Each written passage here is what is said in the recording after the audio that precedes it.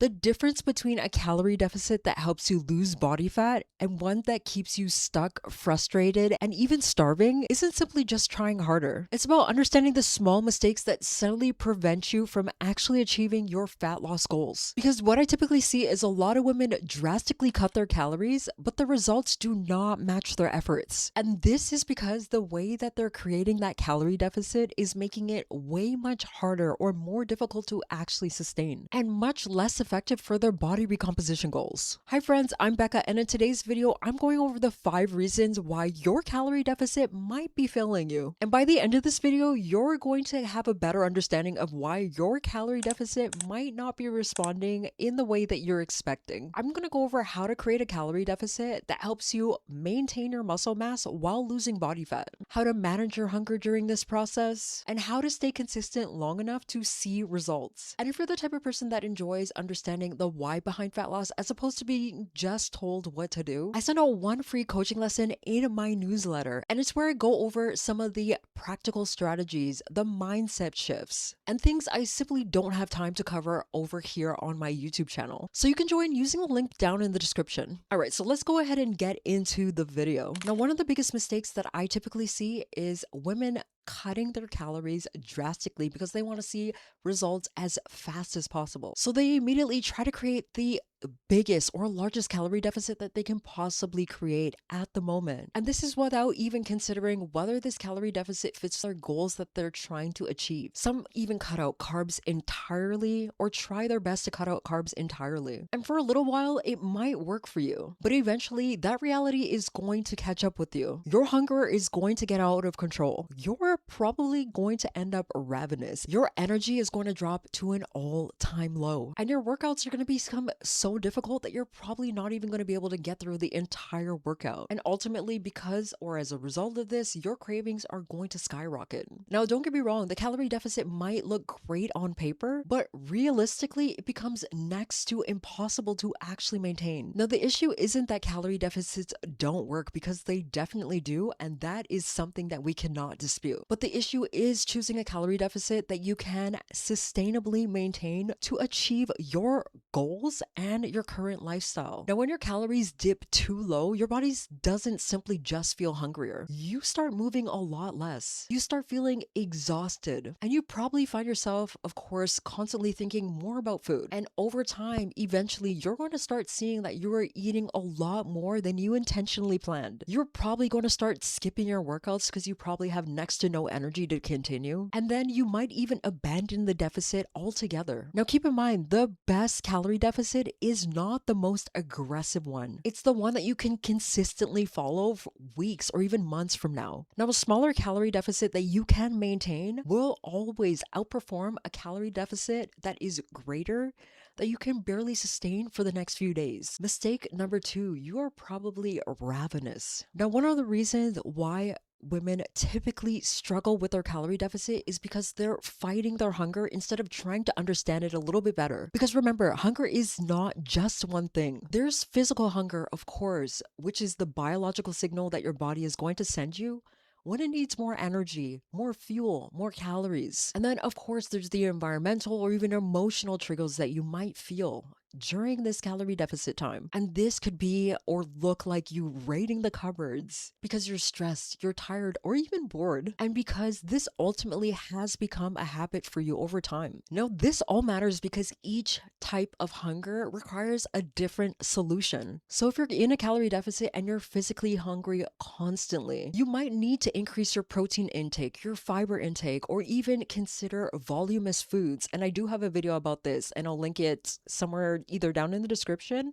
or I'll put it up here somewhere. Or you may need to even consider a less aggressive calorie cut. But of course, if you're constantly reaching for snacks after every single evening when you get home from work, then the solution is, of course, not necessarily more food. You might need to start reviewing your stress patterns, your sleep patterns, even reviewing your current routines or your current environment that you're around. Now, keep in mind, the goal of a sustainable calorie deficit isn't to completely eliminate hunger 100%. Because some hunger is normal, especially when you're on this weight loss journey and you're trying to lose body fat. But the goal is definitely learning the difference between I need more fuel for my body right now, and I definitely need a different strategy because the current strategy is not working. So when you begin to understand your hunger signals a bit better, you stop feeling like you're constantly fighting against your hunger. Because I do want you to imagine just for a second, for simplicity purposes, we have two women,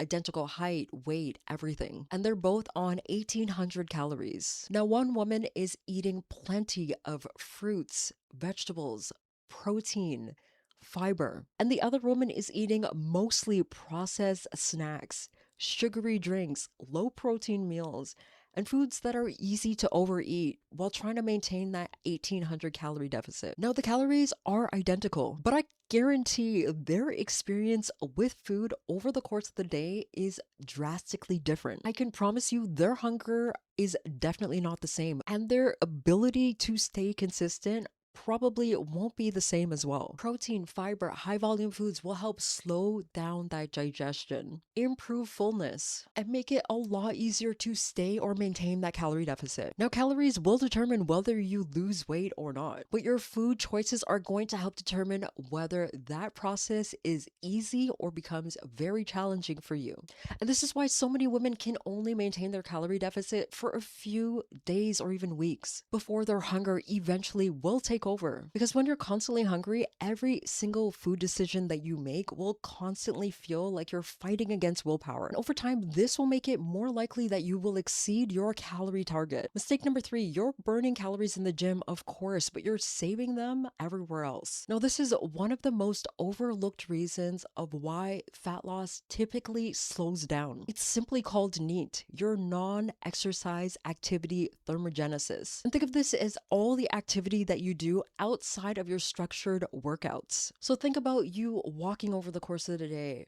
Think about you taking the stairs to get to work. Think about you cleaning. Now, you may not realize this, but when you're in a calorie deficit, your body will ultimately become more efficient. And without you even noticing, you might start to slow down your movement, i.e., taking fewer steps over the course of the day, especially if you're not tracking. You might start to feel a little bit less energetic. So even though you are completing your workouts on a weekly basis, your total daily calorie expenditure can quietly decrease. And this is a normal adaptation. But this is also why your workouts matter, but what you do outside of your workouts, i.e. the 23 hours over the course of the day, that will play a role in your results as well. So that means the calorie deficit that you thought you had becomes a lot smaller than you expected. And this will slow down your progress even though you are working hard. Mistake number 4, your body adapted, but you did not adapt your calories with it. Now, what I did not realize along my own fitness journey was the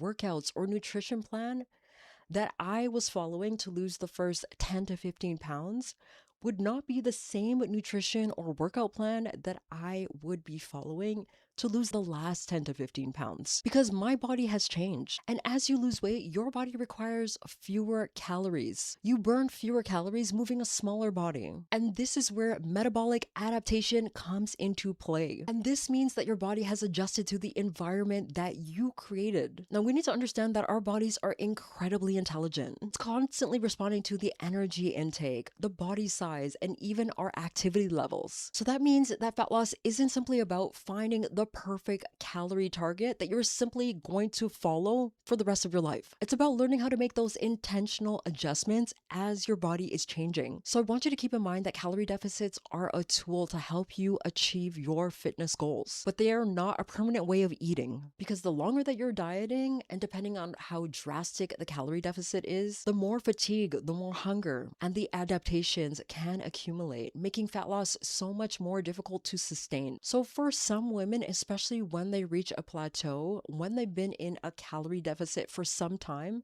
it does make sense for them to go ahead and eat at maintenance, just to give them or give their body a bit of a break before beginning another fat loss phase. Now, this can help improve your training performance, support that muscle retention, and make your calorie deficit feel a little bit more manageable. Now, once again, the goal is not to stay in a calorie deficit forever. The goal is to spend enough time there in that calorie deficit to make the progress necessary to achieve your goals, and then to strategically transition out of that calorie deficit. Mistake number 5, you're trying to solve a consistency issue with more information. Now, this is probably one of the biggest mistakes of all, because in today's age, information is not the problem. Many women know they should be strength training. Many women know now that they should be prioritizing whole foods at least 80% of the time. Now, the problem is applying this consistently when life gets super busy and extremely chaotic. Because when the progress slows, this is something that I definitely experience, you feel that you need to jump to a new diet or a new workout program. But the issue is simply, it's just consistency. Like, think about this. Monday might start perfectly. You might be at that 1800 calorie deficit. Now, I'm just using this as an example, not an actual definitive number that you should be following. So think about this. You're eating that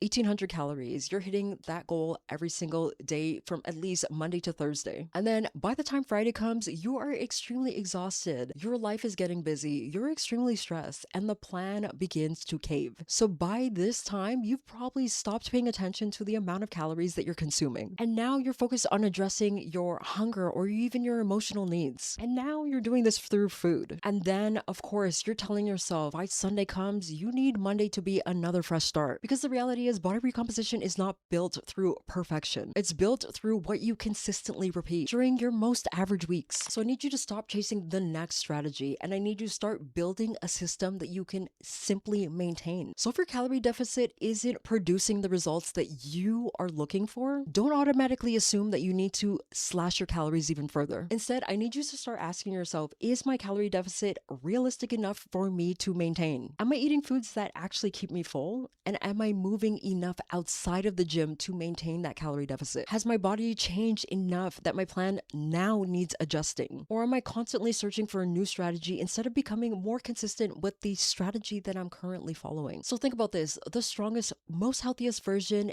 is not going to come from the next quickest fix. That's just not going to happen. It's about learning how your body works and building habits to support the results that you are trying to achieve. So if this video gave you a bit more insight to understanding why your calorie deficit is not working, every single Sunday I send out an additional coaching lesson to help you apply what I teach in these videos as well. Now, my goal is to help you stay consistent enough to see your desired goals. So if you like that kind of additional support, go ahead and use the link down in the description to sign up to my free newsletter.